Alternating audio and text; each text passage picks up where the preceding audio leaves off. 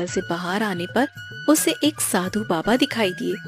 साधु ने जब बिरजू को इतना परेशान देखा तो उसने बिरजू से कहा, क्या हुआ? तुम इतने परेशान क्यों लग रहे हो?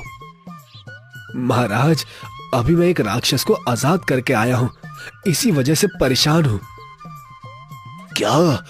तुमने उस राक्षस को आजाद कर दिया? पर मैंने तो उसे तोता बना दिया था। यह सुनकर बिरजू ने साधु को सारी बात बताई, जिसे सुनकर साधु ने कहा, ये तो तुमने अनर्थ कर दिया है।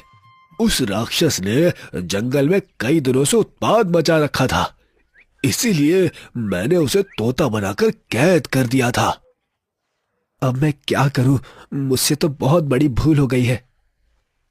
तुम चिंता मत करो, उसे दोबारा फिर से कैद किया जा सकता है। यह कहकर साधु ने उसे कुछ भभूति दी और उससे कहा, ये लो भभूति, और उस राक्षस के ऊपर डाल देना, जिससे वो फिर से तोता बन जाएगा। यह सुनकर बिरजू काफी ज्यादा खुश हुआ और अपने घर आ गया। अगले दिन वह फिर से उसी जंगल में गया।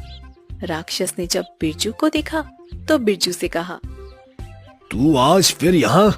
मैंने मना किया था ना कि यहाँ मत आना। तुमने तो मना किया था, पर क्या करूं, पापी पेट का सवाल है। मुझे कुछ लकड़ियां काटनी है। लकड़ियां काटनी है? पर कैसे काटोगे? यहाँ तो बहुत बड़े बड़े पेड़ हैं। हाँ, ये तो मुझे भी पता है। जरा तुम मेरी कुल्हाड़ी पकड़ लो बस। क्यों? मैं क्यों कुल्हाड़ी पकड़ लूं? अरे, मैंने कल तुम्हें बचाया, तो क्या तुम मेरा इतना सा काम नहीं कर सकते हो? यह सुनकर राक्षस ने कुल्हाड़ी पकड़ ली और उसने कहा, अरे, ये कुल्हाड़ी तो बड़ी ही हल्की है। हाँ हाँ, बहुत हल्की है। अब जरा पेड़ भी काट दो। यह सुनकर राक्षस को काफी ज्यादा गुस्सा आया, पर कल की बात सुनकर राक्षस ने 4-5 पेड़ काट दिए और उससे कहा, लो, तुम्हारे पेड़ काट दिए हैं, अब ठीक है? हाँ हाँ ठीक है, पर इन्हें मेरे घर तक तो पहुंचा दो। मैं कैसे ले जाऊंगा? तुमने क्या मुझे अपना नौकर समझ रखा है, जो सारा काम मुझसे करवा रहे हो?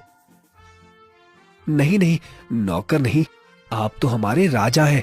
अगर आप काम करोगे तो आपका नाम होगा। यह सुनकर राक्षस उसकी बातों में आ गया और वह उसके घर तक लकड़ियां ले आया। जब उसकी पत्नी ने राक्षस